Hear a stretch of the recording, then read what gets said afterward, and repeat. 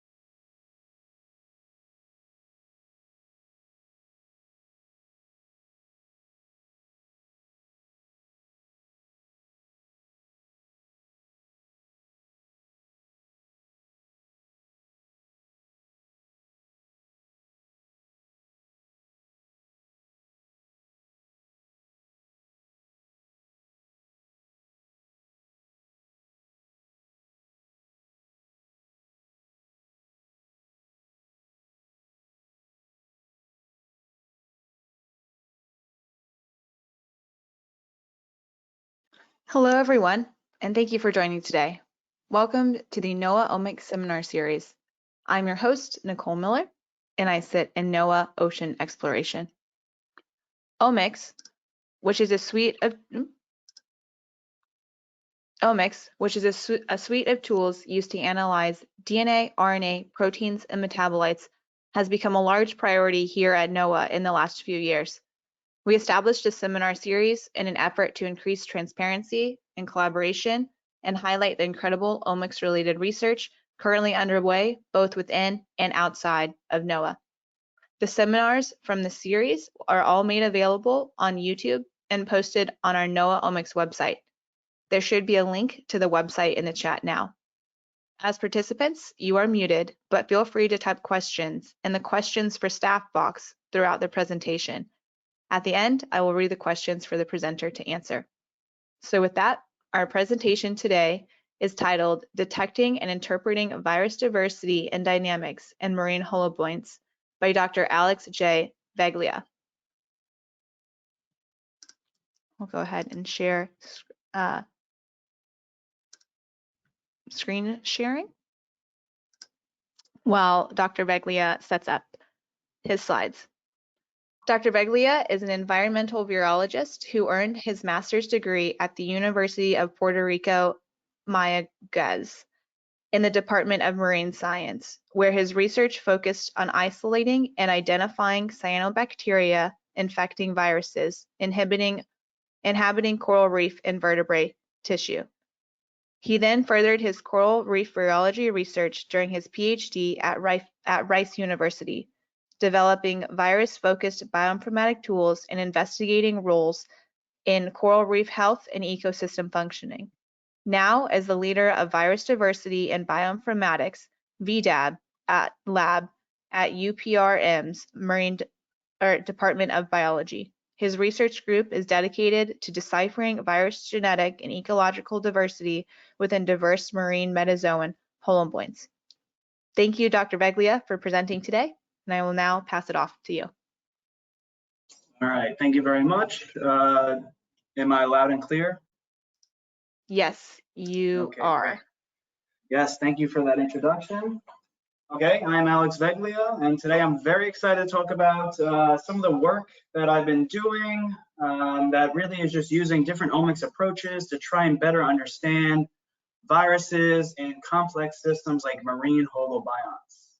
And so that was a great introduction, and this is kind of redundant now, but just to introduce myself a little bit more, you know, over a decade ago was when I got my first taste of virus-related research, working with Dr. Marcy Marston at Roger Williams University. That is where I really started falling in love with these viruses, and hopefully at the end of this talk, I convinced some of y'all to fall in love with some viruses. So after that time in my undergrad, I then came here to Puerto Rico at the University of Puerto Rico, Mayagüez, where I did do some isolation work with viruses associated with different marine invertebrates on the reef.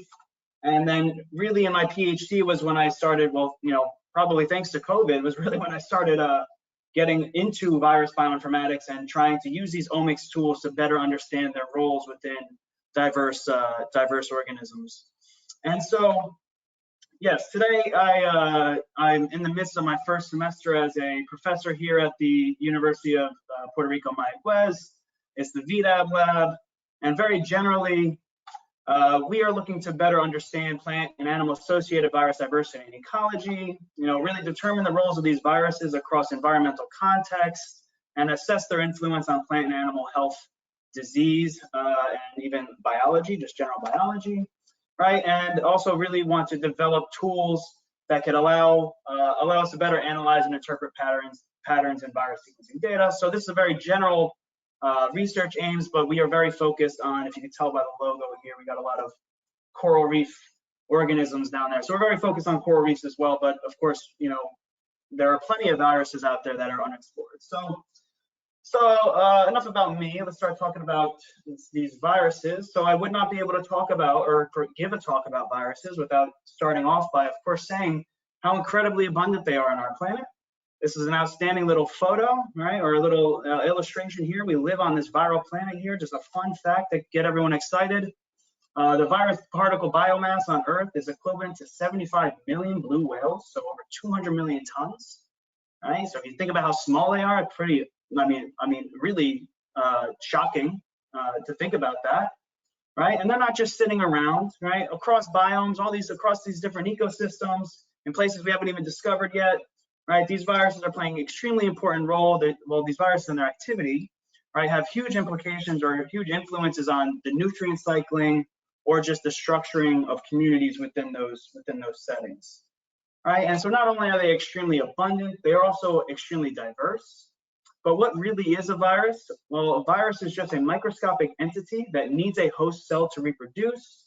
So they're obligate intracellular parasites, right? They need to infect a host to create progeny, right? And they are basically a DNA or RNA genome contained within a protein capsid. And you can see these protein capsids come in many different shapes and sizes up here, okay? And it's misleading because although they look very similar sometimes, they might have completely different genomes, variable content, and they have extremely high mutation rates, which can cause issues when we're trying to study them and use different methods that we're going to talk about today.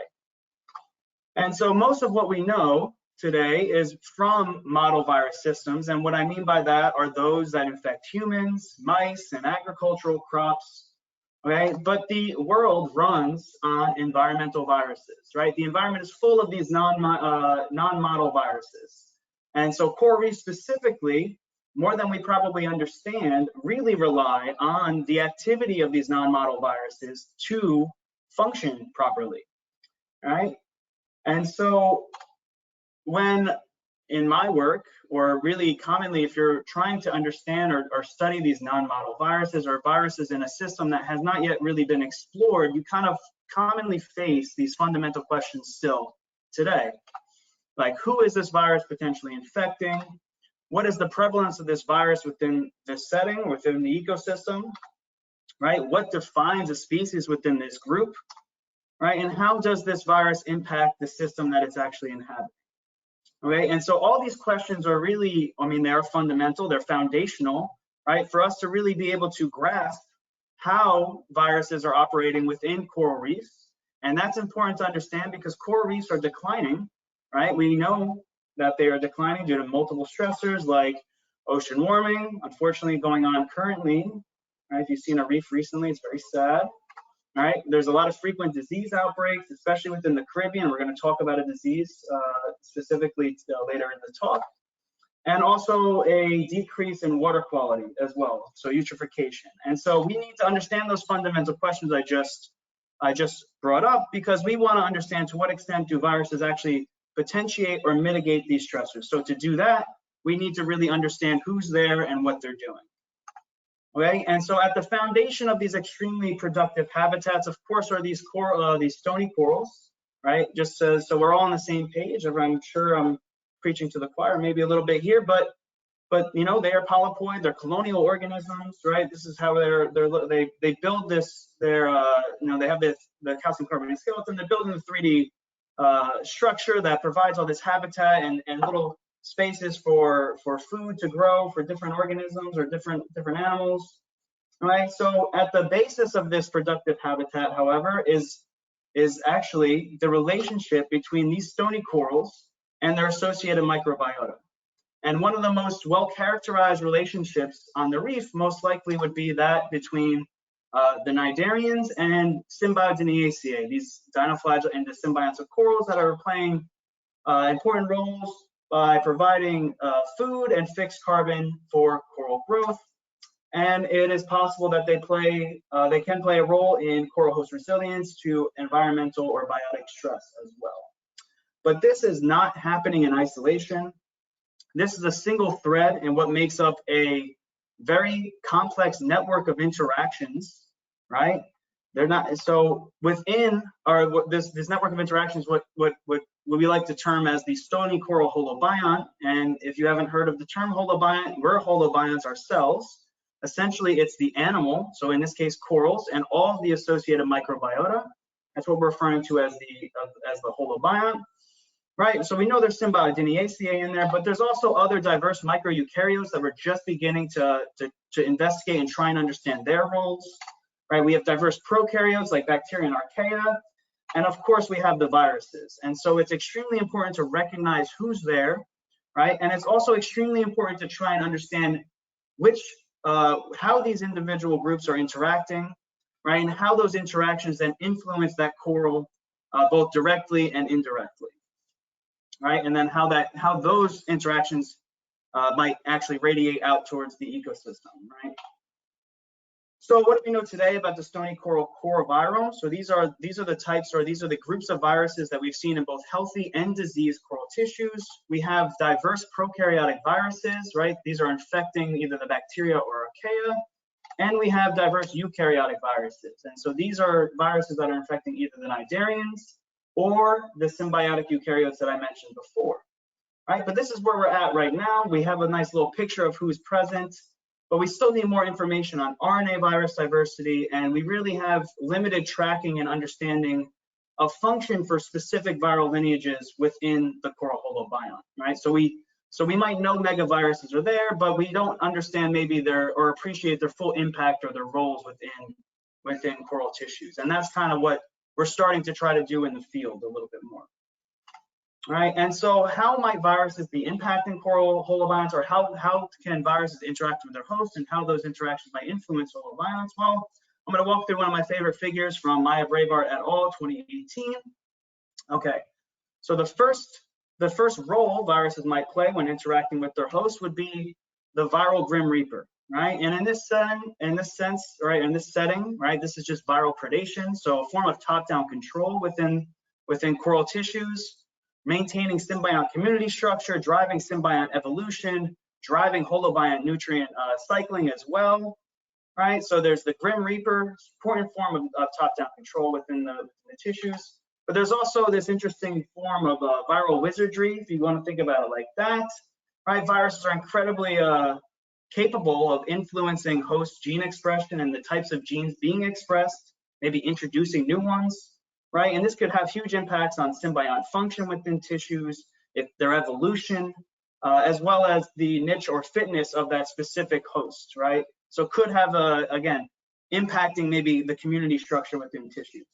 And the final, I guess, role or character, I guess, viruses could play, that might be a better word, is this gene dealer, right? So here we have this shady viral gene dealer introducing a new gene to this really young, naive cell, right? This young, naive cell could take that gene and run off with it, right? And this could have huge impacts on, again, that symbiont function within holobionts and drive evolution of that symbiont as well. So whether or not these sorts of interactions would be beneficial, neutral, or more parasitic or negative for that coral host, you know, we don't necessarily have it's not a black and white answer, right? We're still trying to understand at what settings do these sorts of interactions occur, and again, what is the impact of those interactions on that coral host? But we know that they're there. We know that they're having these sorts of interactions.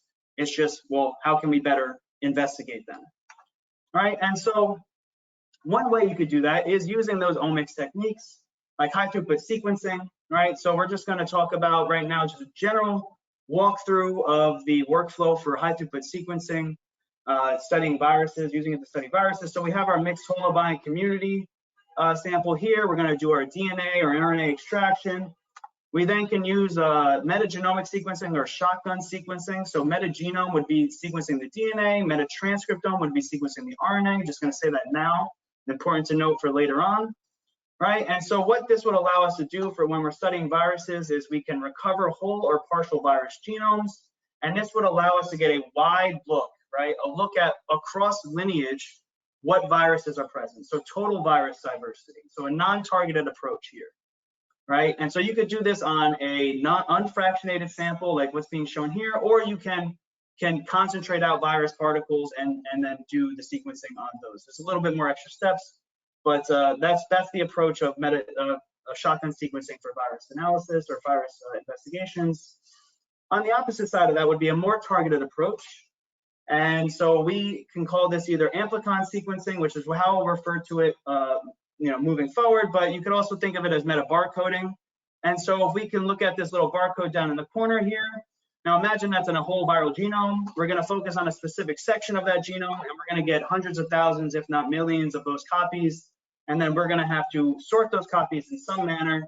And what that'll allow us to do is really analyze the genetic variation in specific genomic regions of that virus lineage, and then assess the diversity of a single virus lineage. And so we're going to talk about the use of really both of these sorts of omics approaches in in the rest of this talk. And we're going to talk about using these omics approaches to really answer these overarching questions of, well, how can we best detect and interpret viral dynamics within marine holobionts? We're going to talk to 2 projects related to that. And then this final third section here, where we're going to look at, well, to what extent do viruses potentially contribute to diseases in stony corals? So just breaking down the projects, right? We're gonna talk about determining the target host of a single-stranded RNA virus prevalent in diverse cnidarian holobionts. Right, we're going to talk about facilitating in-depth and informed analyses of virus amplicon sequencing data with this new program, and we're going to talk about, again, viral potential or contribution of viruses to stony coral tissue loss disease, so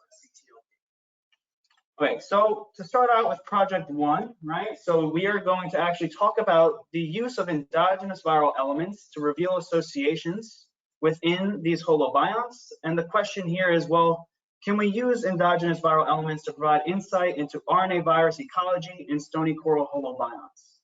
Okay. And so what is an endogenous viral element? An endogenous viral element is virus-derived DNA within that host genome. So in EVEs, well, I'm going to say EVEs for the remainder of this talk, right? EVEs are prevalent in eukaryotic genomes, right? And they could potentially have huge implications or influences on host biology. And so in this specific example with the mosquitoes, so EVEs can actually enhance host immune system. Here, right, we see that there's a viral EVE here, right? If it's left within the genome of this mosquito, it actually limits or restricts the viral replication of this cognate virus right here. If they were to knock it out, right, we actually see that this cognate virus actually has a pretty easy time at replicating itself within the mosquito. So this is an example of how EVEs can actually be extremely important for the animal or plant that is containing it, right? And so they're extremely important for the host, but as investigators, we might be able to use these sorts of elements within host genomes to better decipher, virus, host ecology, and evolution. And so we're just going to walk through how an EVE might be established within a species. So here we have our virus. It's outside the host cell. It's going to attach and enter into that host cell. It's going to release its genome and integrate its genome into the host genome. Well, now, just to note here, that virus genome must be, if it's not already double-stranded DNA, must be converted to double-stranded DNA to get into that host genome. That EVE then is integrated within the germline, passed vertically across generations, eventually fixed. And then you have this setting or the situation right here where species A and B, they have this integrated EVE, while species C does not. And so how can we use that? What can we use that to as investigators, right? This could actually give us hints into the evolutionary relatedness between species, right? We know species A and B must be more closely related. They share this EVE than they are to C. Right, but this also can actually provide evidence of ancient and modern virus-host interactions within complex systems like coral holobionts. And so we wanted to try and use EVEs to better understand this single-stranded RNA. This is a positive sense single-stranded RNA virus. We're going to call it dinoRNAV, right? It's non-retroviral, which means it doesn't have the ability to convert its single-stranded RNA genome into double-stranded DNA, right? So it wouldn't purposely become an EVE. Okay, so what do we know about dinoRNAV right now? We know that there have been transcripts of dinoRNAV identified from sequencing libraries from coral tissues as well as Symbiodiniaceae cultures, and it looks very similar to a known, genomically very similar to a known dinoflagellate virus. Has the same 2 open reading frames, 1 RDRP, so RNA-dependent RNA polymerase, and 1 major capsid protein, ORF. Right, so the architecture is very similar, but you have to remember these are RNA viruses, and when you align these genes, sometimes you'll get as low as 30% similarity. And so it's really difficult to say, well, is that truly meaning anything, right? Does that mean something in this setting, right? And the issue really is that we don't have dinoRNAV in isolation, so that prevents us from characterizing dinoRNAV host range in vitro. So another way we can try and do this is maybe in silico, so on the computer, using EVEs. And so we are trying to really get at who exactly are dinoRNAVs infecting within marine holobionts. Are they infecting the Symbiodiniaceae, the cnidarian host, or other microeukaryotes? And so this has been a massive collaboration, right? This is Dr. Kalia Pistolas, a great collaborator. She's right now at Oregon State University in Dr. Becky Vega-Thurber's lab. Cal was working on these metagenomes from the Terra Pacific expedition, and what they did was they went across all these islands in the Pacific, produced metagenomes from the coral tissues as well as the water, from the water column above coral reefs. And so Cal started noticing something very odd. She started noticing that she was seeing dinoRNAV-like sequences within her coral metagenomes, not really in the water, but within her coral metagenomes. And again, this is very odd because dinoRNAV is non-retroviral, and so we wouldn't expect it in a DNA sequencing data set. And so really my part of this collaboration was then, well, let's go figure out where they're coming from. And to do that, what we did was we looked at all the publicly available dinoflagellate genomes. At the time, there's 20. Right here we have the tree of well, here's Symbiodiniaceae right here, right? And we have outside of Symbiodiniaceae, so we have 18 within Symbiodiniaceae. So from Symbiodinium, the most ancestral, all the way up to Cladocopium, the most recently derived, right? And we had our outgroup over here in Polarella, okay? And at the same time, we looked at aposymbiotic cnidarian genomes. So cnidarian genomes produced from tissue without symbiotic sequences. Right, we look at 24 different coral genomes and a jellyfish genome. And so I'm going to break down right now the objectives and hypotheses, and then we'll go objective, hypotheses, findings related to that objective, and we'll do that. We'll follow that for now.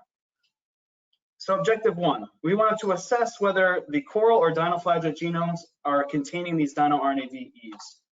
Okay, our hypothesis is that based on what we know from previous studies, we assume or hypothesize that dinoRNAV-Eves would be present in the dinoflagellate genomes because we believe that it's infecting dinoflagellates, yet absent from cnidarian genomes. And so that's exactly what we found. We found dinoRNAV-Eves present within Symbiodiniaceae genomes, but absolutely absent in cnidarian genomes. So here we have on our y-axis the different genera. So here I just pointed out the dinoflagellates. Down here is our cnidarians, and on the y-axis, or I'm sorry, on the x-axis here is the number of sequences we found related or that looked like dinoRNAV in these genomes. And you can see that there's a lot specifically within the most ancestral genus of Symbiodinium, also within our outgroup here in Polarella. So the top two would be the most ancestral in a way, and we'll talk about that in a second. While if we look at all these different species of cnidarians, we see absolutely none. So that helps us, or that is that means that okay, our results are that dinoRNAVs are present in dinoflagellate genomes, but absent in corals. That's great. Now, right, it's odd that they're there. So how are they getting in there? Objective 2 was to maybe investigate the potential mechanism of integration. How is this RNA virus getting its genome into double-stranded DNA and integrating within the host genome? Well, it is a common hypothesis that non-retroviral RNA viruses integrate into their host genomes via retrotransposon activity within host cells. So I'm going to bring up now this phylogenetic tree. Remember, we have our Polarella genus down here. Those are our outgroup. We have our Symbiodiniaceae genera up here, and I'm going to put now the general pattern of what we're seeing. We're seeing more dinoRNAV-Eves down here, so outside of Symbiodiniaceae and inside of Symbiodiniaceae within the most ancestral genus Symbiodinium, and fewer in the most recently derived Cladocopium. If you look at the percent composition of these genomes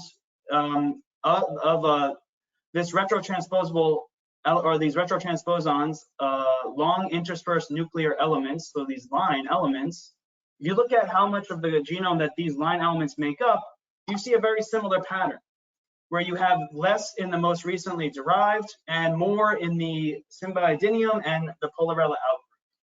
And even more interesting, right? If you look very close at a dinoRNAV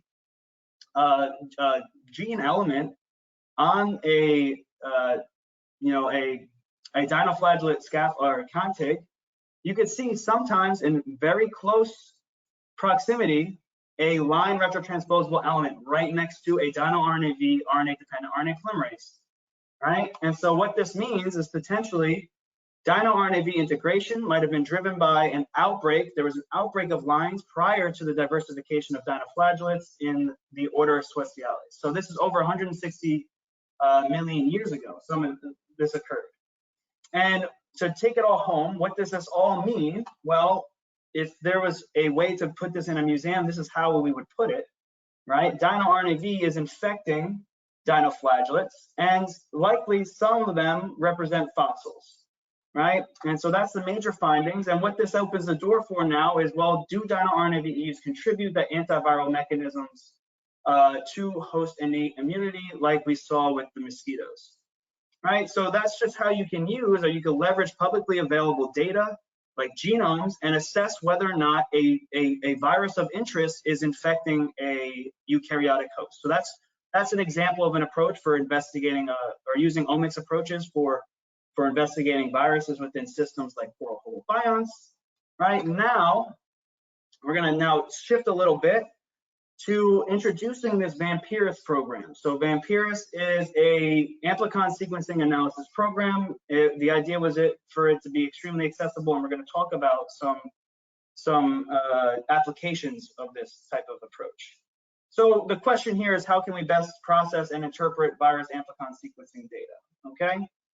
So virus amplicon sequencing has become more commonly used over the past 20 years, right? And so, it would be very beneficial if there was currently an easy-to-use program designed specifically for analyzing virus amplicon data.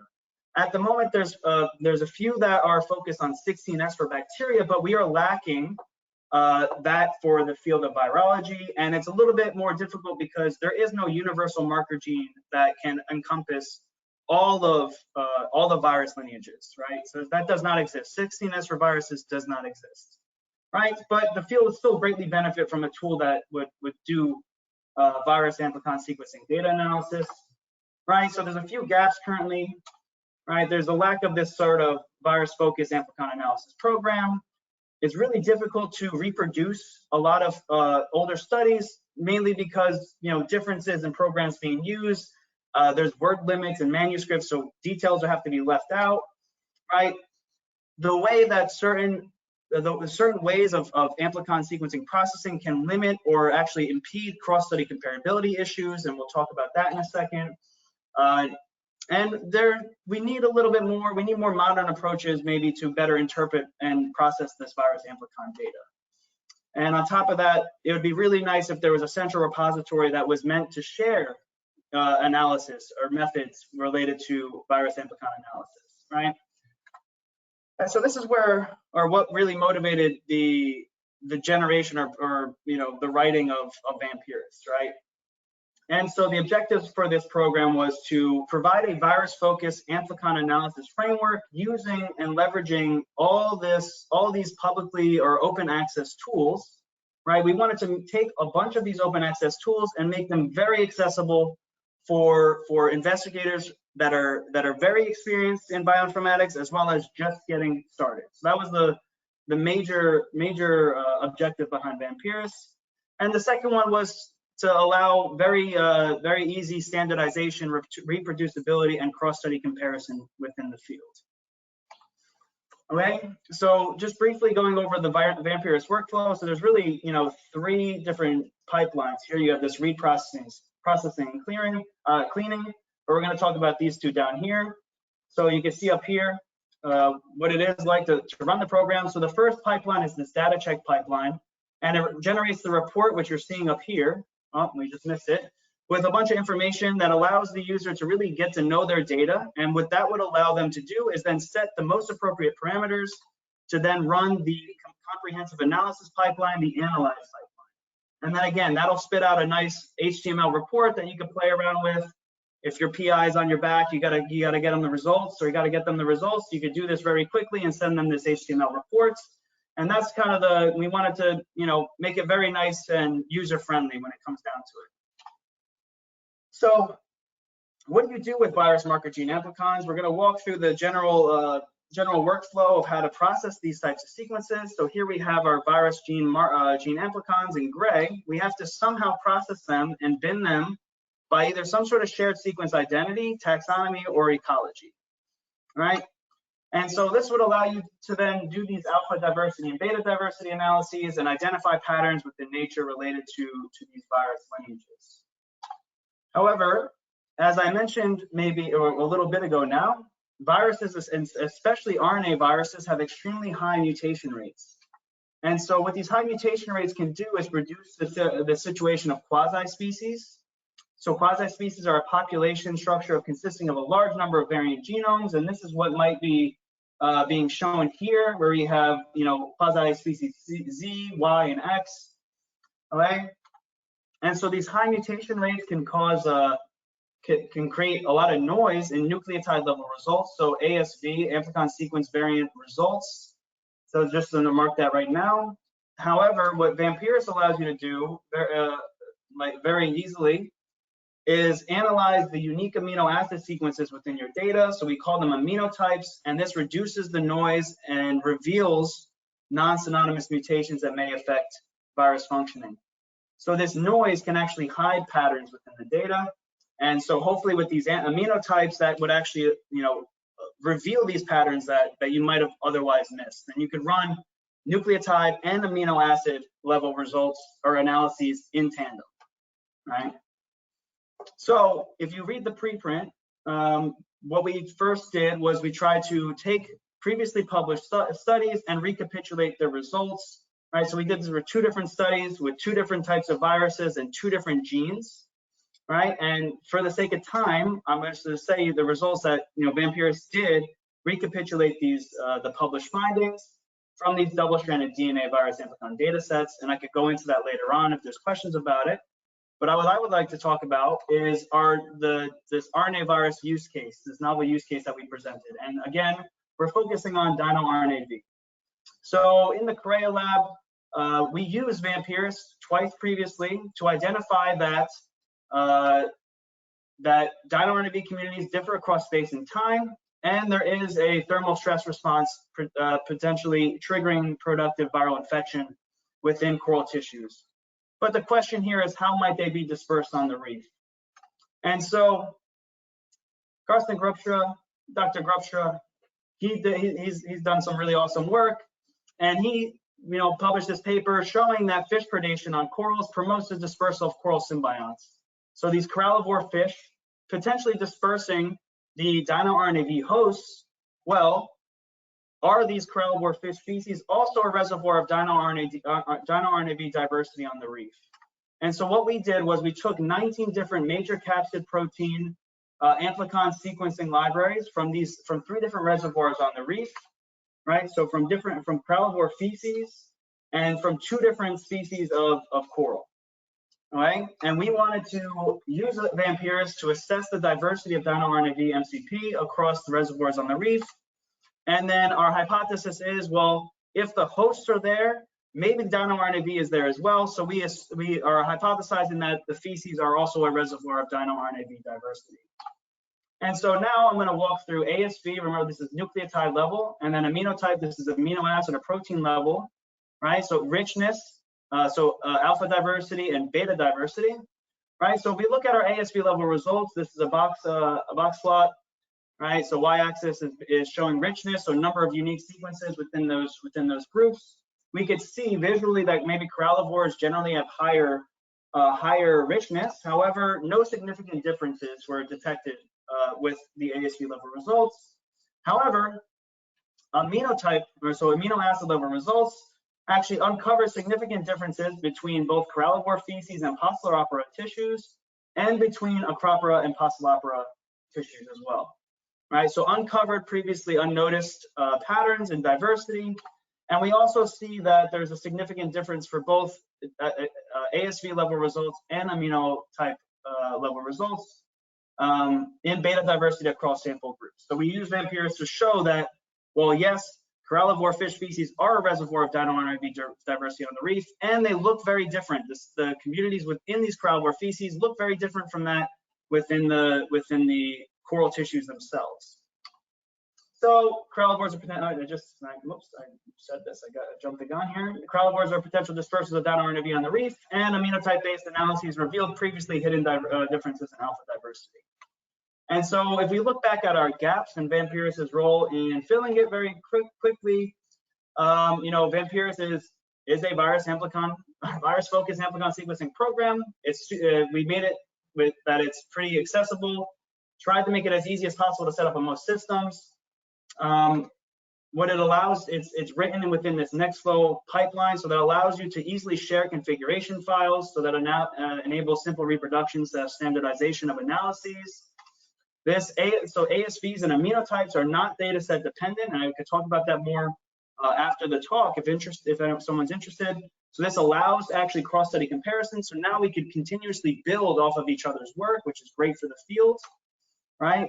This also introduces some tools that have been previously published but are not yet used very often with virus amplicon analysis, so tree clustering and oligotyping. And we also created this analysis repository on a Zenoda community that anyone that publishes work using vAMPirus can actually anyone could actually put their configuration files, and anyone today can go and actually reproduce all the analyses that I did for the preprint going to this Zenoda community. Okay, so now let's finish this off with project 3 here. So we're going to look now at, well, can we use omics approaches to determine any contribution of viruses to stony coral tissue loss disease etiology? And so just briefly, coral reef diseases, right? There's a lot of them. There's over 30, majority of which is from the Caribbean. So we call it a nice disease hotspot, a great place to come and visit, right? There's a wide host range, so they're capable of infecting multiple species. And unfortunately, we really don't know many of the pathogens and vectors, right? So not many confirmed pathogens and vectors of these diseases. And so today we're going to talk about stony coral tissue loss disease. This devastating disease that I'm sure many have heard about. If not, this is what happens to a single colony on the reef, right? So we have this area here. This is the bare skeleton, and then we have the lesion tissue. Right, and you can see it spread along the whole colony until the colony is completely cleaned of living tissue. It first was reported in 2014 in Florida. In 2019, it spread across the Florida reef tract, and now it's basically found almost everywhere in the Caribbean, and it's still probably being reported in new places today. Right, so what do we know? We know that stony coral tissue loss disease is highly contagious. It's transmitted between corals through shared water or direct contact. There's a variation of disease susceptibility and severity across and within species on the reef. There has been key bacterial groups associated with the diseased tissues. However, no group has been a confirmed pathogenic agent yet. And we have also been able to see that there is a breakdown. This disease causes a breakdown of the coral dinoflagellate symbiosis. And it is a hypothesis currently that virus infection of Symbiodiniaceae cells is what is potentially playing a role in this disruption. And specifically, it's these filamentous RNA viruses that are hypothesized as potential etiological agents of stony coral tissue loss disease. And so Work et al. Found these filamentous virus particles. This is through transmission electron microscopy. So here it is, right? They look like a bunch of, filaments within this section of the Symbiodiniaceae cell here, right? And what we did was we found actual genomes that are for filamentous viruses, or that look like RNA filamentous viruses within corals from USVI. And so we'll talk a little bit more about the data from that paper actually. But the question is, well, is that the culprit? Is CHFV, we're going to call him CHFV here, is this CHFV, and is CHFV involved with stony coral tissue loss disease? So the broader question here is, to what extent do viruses contribute to stony coral tissue loss disease pathology, and specifically to what extent do CHFVs, those filamentous RNA viruses, contribute to stony coral tissue loss disease pathology? And so we're using metatranscriptomics in this project. So I'm going to walk through generally, again, the workflow for metatranscriptomics. So we collect our sample, we extract the RNA, we sequence to create sequencing reads, so short little segments of sequences. We then assemble and align these reads, right? And what a metatranscriptome does is provide a snapshot of genes that are actively expressed within a given sample, right? And I'm sorry, I should say that assemble and align would also mean classifying them as well, right? So what this does is provide insights into virus community diversity. So what RNA viruses are there, and what actively infecting DNA viruses are present, right? And this allows us to see virus community transcript expression, right? So which virus genes are being expressed and in what relative magnitude. And we use this approach to assess differences in virus community diversity and expression across stony coral tissue loss health states and holobiont attributes, so coral species or dominant symbiont. And so before we move forward, the way this is going to break down is that we're going to talk about some USVI samples, that is from a transmission experiment. Then we're going to talk about and compare what we're seeing with a Florida data set, which is from field samples. And then we're going to do some conclusions from both regions. So the USVI transmission experiment, very quickly, how it was done. We had two different bins, a control treatment and a disease treatment, right? So healthy in the middle, disease in the middle. We took healthy colonies of 6 different species, split them, put them around those central colonies. And then what we did was we watched them and sampled them over time. So we have 3 different sample categories here. So AH, apparently healthy, are all the ones from the controlled bins. EAH are exposed but apparently healthy. Those are the ones from the disease bins that did not show any disease symptoms or disease signs. And then we have disease. So DD, those are the actual diseased. This is the diseased tissue from these disease bin corals, right? And so it's important to note that from those same samples, Kelsey Beavers et al., right, did identify viral evidence of viral infection within the coral and Symbiodiniaceae gene expression, right? So from the same samples that we're about to discuss, observed an influence of dominant symbiont genus on disease severity, and an increased expression in genes related to antiviral immunity and in both the coral and the Symbiodiniaceae. And so there was also an additional sampling for these disease samples. And so in total, we had 76 metatranscriptomes for this project. And so how this was done was we pooled all the non-coral and dinoflagellate reads. We then assembled, mapped, and quantified transcripts. We classified and annotated virus sequences, and then we went and compared community diversity and expression. And I could go more into methods after the talk if people are interested. So we wanted to characterize first the virus diversity and assess the drivers of community expression. And so I just wanted to throw this in here that with metatranscriptomics, you could get DNA viruses, like I said, and we see bacteria infecting viruses, potential Symbiodiniaceae infecting viruses, and as well as our filamentous DNA viruses. So high diversity of DNA viruses, as well as a high diversity of RNA viruses like retroviruses, potential Symbiodiniaceae infecting viruses, filamentous RNA viruses, and of course, our bacteria infecting viruses. And so now we're trying to understand, well, are viruses a etiological agent? Is there a single virus lineage as the pathogenic agent of stony coral tissue loss disease? Is CHFV that virus, right? And so we're going to look at some NMDS graphs, right? And so this is what we would expect to see on an NMDS if this was the case.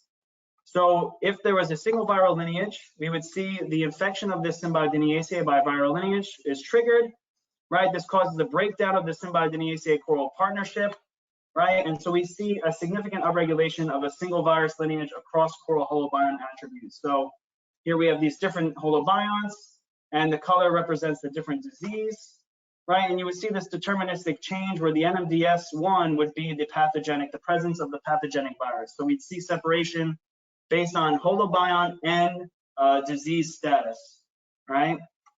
Alternatively, would be that there's a community contribution to stony coral tissue loss disease via opportunistic infections. So what would happen here is that there's a dysbiosis caused by a non-viral primary pathogen, right? You would then have resident viruses increase their infection of the coral and Symbiodiniaceae, potentiates the breakdown of that symbiosis, and then we would expect to see many virus lineages becoming upregulated, and we would see samples or samples kind of clustered by holobiont here, right? So we kind of see actually what we'd expect for hypothesis 2, where holobiont attributes are kind of the main driver of the virus diversity. So dominant symbiont is a significant predictor, followed by coral species, and then of course, and health as well. And there's also some significant interactions, health by dominant symbiont and dominant symbiont by coral. I'm sorry, I'm kind of running through this because I did a bad time at time management, but it's okay. So objective 1, we see that there is a community-based analysis provides evidence for cumulative contribution of viruses to stony coral tissue loss disease. So hypothesis 2. So we don't see CHFV as the single virus pathogenic agent. Okay, so then we want to look at the diversity and activity of Symbiodiniaceae-infecting virus lineages. So going back to CHFV here, they're a little bit more diverse than we expected. We identified 6 more novel virus genomes.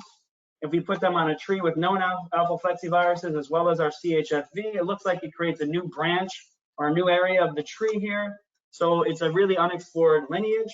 And on top of that, we found even more, a different group of filamentous RNA viruses. So there's a whole world of RNA viruses or filamentous RNA viruses that we've yet to really dig deep into on the reef, right?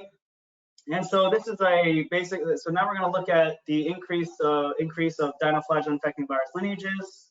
So this is an upset graph. This is basically a Venn diagram, a fancy Venn diagram, where if you see the connectors between these dots here, that means that in this situation, so there's AH, EH, and DD. So in this situation here, there's 49,000 shared sequences between the 3 groups. And then if you look down here, there's only 16,000 unique to AH, right? And so if we look, and then now this is 38,000 unique to DD. So if we look at some of our filamentous virus genomes, or viral groups, as well as our algae virus groups, and we compare from AH to DD, we see a large increase in the number of unique sequences related to those groups, which we interpret as increased activity of these viruses within diseased tissues. So again, supporting hypothesis 2. So now let's look at some of the candidate virus lineages that are contributing to stony coral tissue loss disease, right? We did some differential expression analysis. There are 134 contigs significantly upregulated. A lot were DNA, or some were DNA, a lot were RNA, right? We only were able to get lower rank classifications for 25 virus contigs. And so now this is a heat map with across the samples of the different health states. This is our, on the X, on the Y would be the viral groups. Each of these are a sample. The color, the more yellow, the higher, the more blue, the lower. And so you see that these different groups actually increase their expression in disease, right? And these are hypothesized Symbiodiniaceae-infecting virus groups. So again, support for hypothesis 2. Okay, we observe these patterns in USVI, but then can we see these same sorts of patterns in Floridian corals? And so this was a massive collaboration here. And what we did was we did more samples and we did deeper sequencing to get a higher virus diversity from these field samples with similar setup as before. And we expect to see a similar results here with cumulative contribution of viruses, so hypothesis 2. And we expect increased sequence abundance for different virus lineages and disease corals. So again, we see a very similar thing where coral species, so holobiont attributes are the major drivers, right? So again, support for hypothesis 2. And if we look, this is probably, we're going to look at P. strigosa here, but this is exactly what we're seeing, where we have many virus lineages, right? All significantly increasing their abundance in the disease.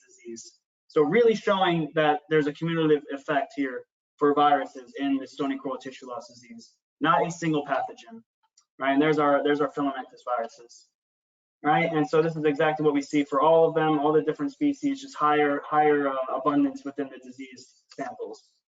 So we see similar patterns. There is more. Oh, there's more. So interesting finding here, actually. So Kelsey found that there's this upregulation of this gene ABCE1. So it's a negative regulator of RNase L.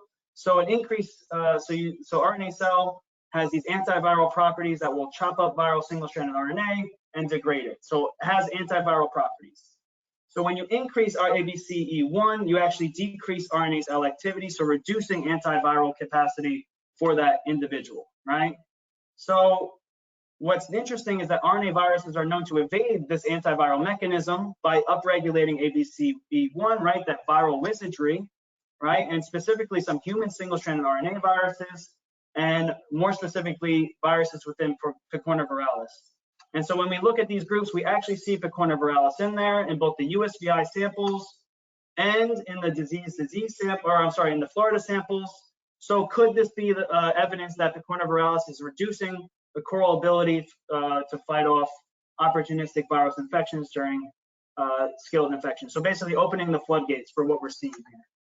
Right, and so we see a lack of evidence for single virus pathogen. We see that they're present, the filamentous RNA viruses are present and diverse, but do not seem to be the sole pathogenic agent. And there's we see evidence of increased productivity of Symbiodiniaceae-infecting viral lineages, and there's multiple candidates that need further investigation for stony coral tissue loss disease. All right, so we saw that EVES can provide crucial context for understanding viruses and non-model holobionts, that we could actually increase our ability to identify patterns by looking at both nucleotide and protein level results.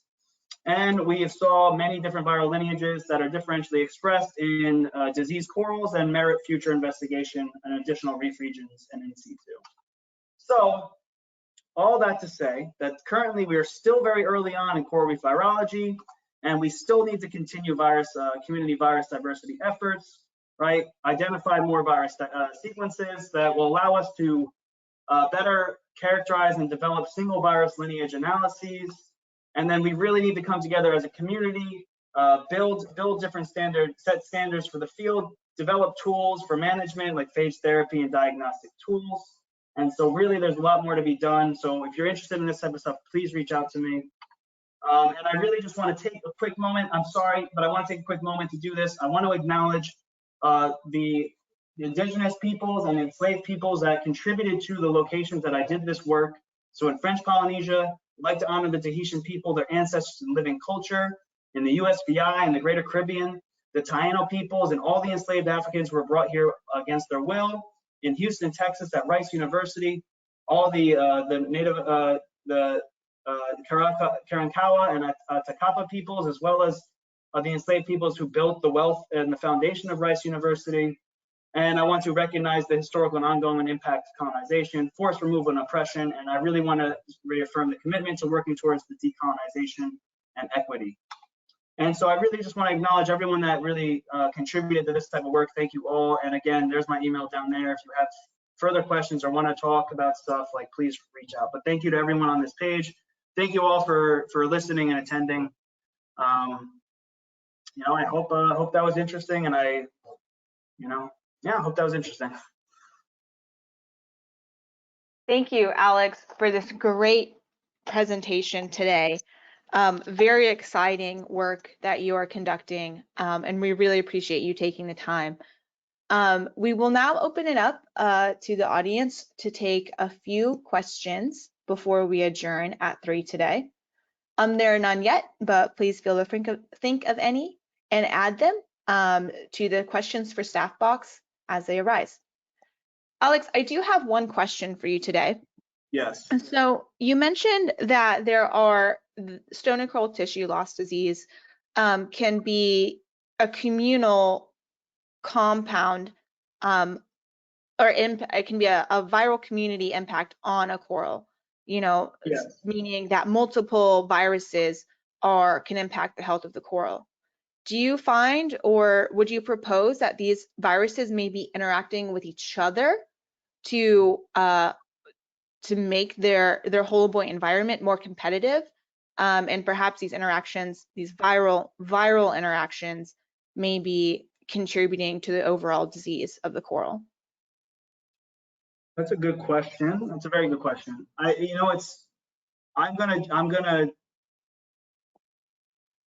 Well, I will use the Picorna viralis as an example. I imagine there are interactions that a virus is infecting. I mean, like the same thing with us, right? We could think about us as humans. If we are fighting an infection of one pathogen, all our resources are going towards the fighting of that pathogen. That opens the door to more opportunistic pathogens to walk in. And so I imagine it's a very similar situation where you have this just chaos. That's how I like to envision something like this, like absolute chaos, right? Where like you have like this once stable environment being, completely, shifted off balance, right? Where then, like, say if Picorna viralis is doing what we hypothesize based off these groups, that does completely open the door or make the holobiont more accessible to these other opportunistic groups. However, it is hard to say right now just because we are just beginning to see this sorts of patterns. And yeah, it's gonna be a very eventful next 5 to 10 years, I imagine, in core reef virology, I will say, to kind of get to those sorts of questions, right? Like who's the fire starter here? Who's driving that complete wave of viral activity in a stressed coral, right? Because this could be also happening in bleached corals too. We just don't have a lot of information, right? So that's a great question. Thank you. Thanks. None so far in the chat, but please feel free to reach out to noaa.omics@noaa.gov if you have any other questions for Dr. Veglia. And with that, today we will adjourn. Thank you, Dr. Veglia, so much for joining us today, and thank you all. And we will see you at the next NOAA Omics seminar series on December 12th. Please keep an eye out in your email inboxes for future NOAA Omics seminars and presentations. Thank you, everybody, for joining today. And thank you, Dr. Veglia. Thank you, Nicole.